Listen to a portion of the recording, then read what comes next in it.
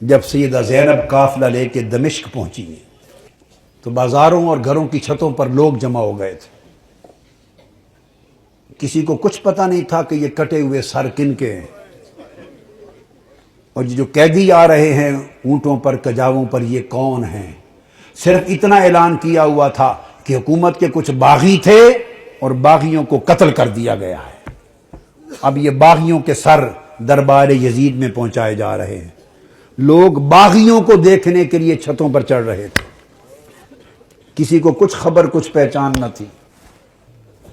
ہجوم ہو گیا، قافلہ رک گیا بازار دمشق میں۔ آج وہ بازار سوق حمیدیہ کہلاتا ہے، چھتا ہوا ہے آج بازار دمشق کا۔ وہ روٹ تھا جہاں سے وہ مسجد اموی جو ہے اس طرف دربار یزید کی طرف مڑ کے قافلہ جانا تھا۔ بھیڑ ہو گئی، قافلہ رک گیا۔ بھوک تھی، پیاس تھی، پریشان حالی تھی، تو چھتوں پہ جو لوگ چڑھ گئے تھے ان میں ایک خاتون بھی چڑھ گئی تھی، بوڑھی۔ اس خاتون نے دیکھا قیدی ہیں، مسافر ہیں، پریشان حال ہیں۔ اس نے پانی بھیجا، کچھ کھانے کی چیزیں بھیجی، کچھ کپڑے بھیجے، دوپٹے بھیجے، ضرورت کا سامان بھیجا۔ سیدہ زینب نے سارا کچھ دیکھ کر اس خاتون کو بلوایا۔ جب وہ قریب آئی تو فرمایا کہ بی بی، تو نے ہمارے ساتھ بڑی نیکی کی ہے۔ کوفہ سے لے کے دمشق تک کسی نے ہمیں پوچھا تک نہیں، کسی نے ہمارے حال کی خبر نہیں لی۔ تم کون ہو اور ہمیں کیا سمجھ کے ہم سے اتنی بھلائی کی؟ اس نے کہا میں اور تو کچھ نہیں، میں اپنی اوائل چھوٹی عمر میں مدینہ رہتی تھی اور حضرت سیدہ فاطمہ الزہرا کی خادمہ تھی۔ پھر جب ان کا وصال ہو گیا تو مدینہ چھوڑ کے دمشق آ گئی، پھر وہاں نہیں رہی۔ تو تم نے اتنی نیکی کی ہمارے ساتھ کیا سمجھ کے؟ اس نے کہا مجھے اور تو کچھ معلوم نہیں۔ تو جب آخری وقت تھا حضور سیدہ کائنات کا تو میں نے عرض کیا بی بی مجھے کوئی وصیت کر دیں، وصیت کی عمر بھر عمل کروں۔ تو انہوں نے مجھے، جانتی تھی کہ میں دمشق سے ہوں، انہوں نے مجھے وصیت کی تھی، فرمایا تھا بیٹا ایک ہی وصیت ہے، کبھی قیدی نظر آئیں تو ان سے اچھا سلوک کرنا۔ زندگی میں کبھی قیدی نظر آئیں تو ان سے اچھا سلوک کرنا۔ میں نے تو دیکھا ہے قیدی ہیں اور مجھے ان کی وصیت یاد آئی ہے۔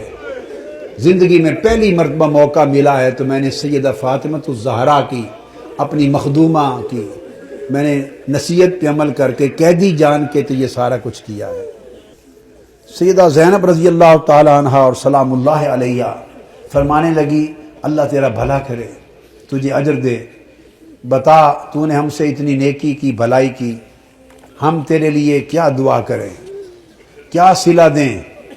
ہم تو اس وقت خود مسافر ہیں، قیدی ہیں، لٹے ہیں، مظلوم ہیں، بے یار و مددگار ہیں، ہم تیرے لیے کیا دعا کر سکتے ہیں؟ اس نے کہا بی بی میری ایک ہی آرزو ہے عمر بھر کی، وہ دعا کر دیں۔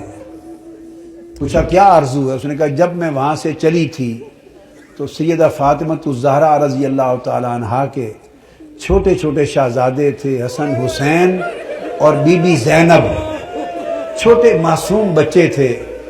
اب زمانہ گزر گیا، میری اس وقت سے آرزو ہے کہ کبھی مجھے حسین اور زینب کی زیارت ہو جائے، دعا کر دے کہ مجھے ان کی زیارت نصیب ہو۔ بی بی زینب نے فرمایا تیری دعا قبول ہو گئی، میں زینب ہوں جو قیدی ہوں، اور جس کا سر کٹا نیزے پر دیکھ رہے ہو یہ حسین ہے۔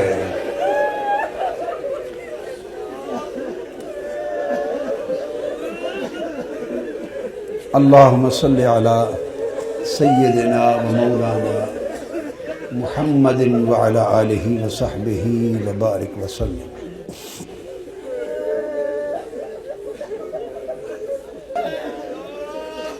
پھر سیدہ زینب قافلہ لے کر جب دربار یزید میں پہنچی ہیں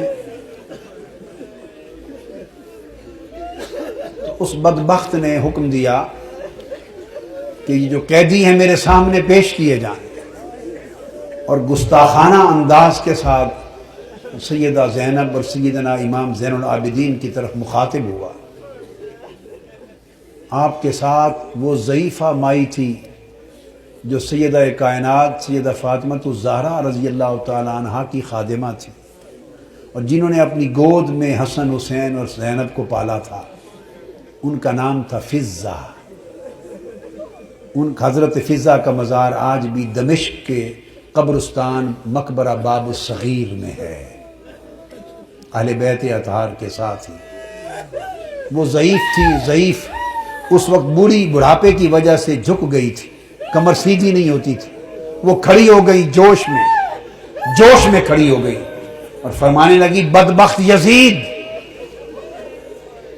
تم جن کو باندیاں کہہ رہا ہے، یہ قیدی باندیاں پیش کی جائیں، خبردار، یہ دنیا اور آخرت اور کل کائنات کی مالک و وارث ہیں، تاجدار کائنات کی شہزادیاں ہیں، تمیز سے بات کر۔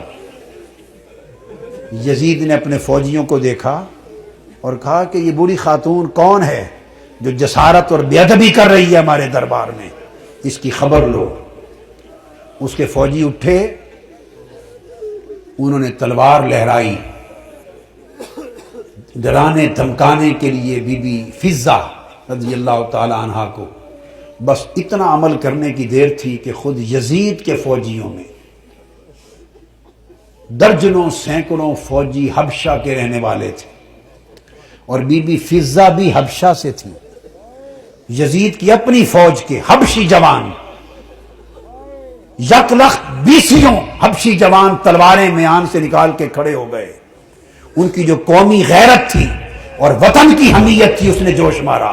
اس نے کہا، خبردار، یہ ہمارے وطن کی ماں ہے، حبشہ کی ماں ہے، اگر کسی نے اس کی طرف ہاتھ بڑھایا تو تلواروں سے گردنیں کاٹ دیں گے۔ جب وہ تلواریں لہرائیں حبشہ کی ایک خاتون کی عزت کی خاطر، تو اس وقت سیدہ زینب نے مڑ کے مدینہ کی طرف دیکھا اور مدینہ کی طرف تک کر ہاتھ اٹھائے اور عرض کیا، بابا، آج حبشہ کی ایک بیٹی کے لیے سینکڑوں تلواریں نکل آئی ہیں، مگر آج آپ کی بیٹیوں کی حفاظت کے لیے کوئی شخص یہاں موجود نہیں۔